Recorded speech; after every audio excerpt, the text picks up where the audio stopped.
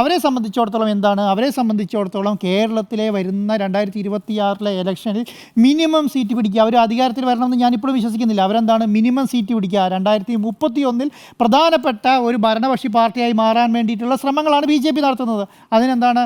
അവർക്ക് 20-ൽ കുറയാത്ത സീറ്റ് കേരളത്തിൽ വേണം. ആ 20-ൽ കുറയാത്ത സീറ്റ് BJPക്ക് കിട്ടണമെങ്കിൽ ഈ രീതിയിലുള്ള ശക്തമായ കേന്ദ്രത്തിൻ്റെ ഇടപെടൽ കേരളം വേണം. അത് കേന്ദ്രത്തിൻ്റെ ഇടപെടൽ എങ്ങനെ വേണം?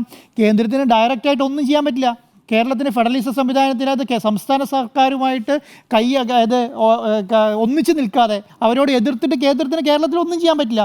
അപ്പോൾ ശക്തമായ ഒരു നീക്കം കേന്ദ്രം തീരുമാനിച്ചിട്ടുണ്ട്. ആ നീക്കത്തിൻ്റെ ഭാഗമാണ് ഈ നിതിൻ ഗഡ്കരിയുമായ ഒരു കാര്യത്തിലാണെങ്കിലും നിർമ്മല സീതാരാമനുമായി ബന്ധപ്പെട്ട കാര്യത്തിലാണെങ്കിലും വ്യവസായ മന്ത്രിയുമായി ബന്ധപ്പെട്ട കാര്യത്തിലൊക്കെ നടക്കുന്നു എന്നുള്ളതാണ് ഞാൻ വിശ്വസിക്കുന്നത്. അതോടുകൂടി എന്ത് സംഭവിക്കും?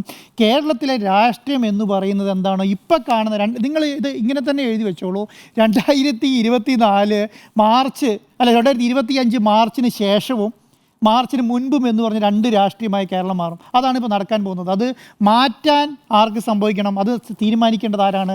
കേരളത്തിലെ ഗവൺമെൻറ്റാണ്. ഞാൻ വിചാരിക്കുന്നത് കേരളത്തിൻ്റെ മുഖ്യമന്ത്രി നാളെ വന്ന് കേരളത്തിലെ പത്രക്കാരോട് സംസാരിക്കുകയാണെങ്കിൽ, ഇതുമായി ബന്ധപ്പെട്ട് ഇത് തീർത്തും അനൗദ്യോഗികമായിട്ടുള്ളൊരു കൂടിക്കാഴ്ചയാണ്, അതോടുകൂടി സംസാരിക്കുകയാണെങ്കിൽ ഈ ചോദ്യത്തിനുള്ള മറുപടിയിൽ നിന്ന് അതിൻ്റെ കറക്റ്റായ കാര്യം മനസ്സിലാക്കും എന്നുള്ളതാണ് ഞാൻ വിശ്വസിക്കുന്നത്.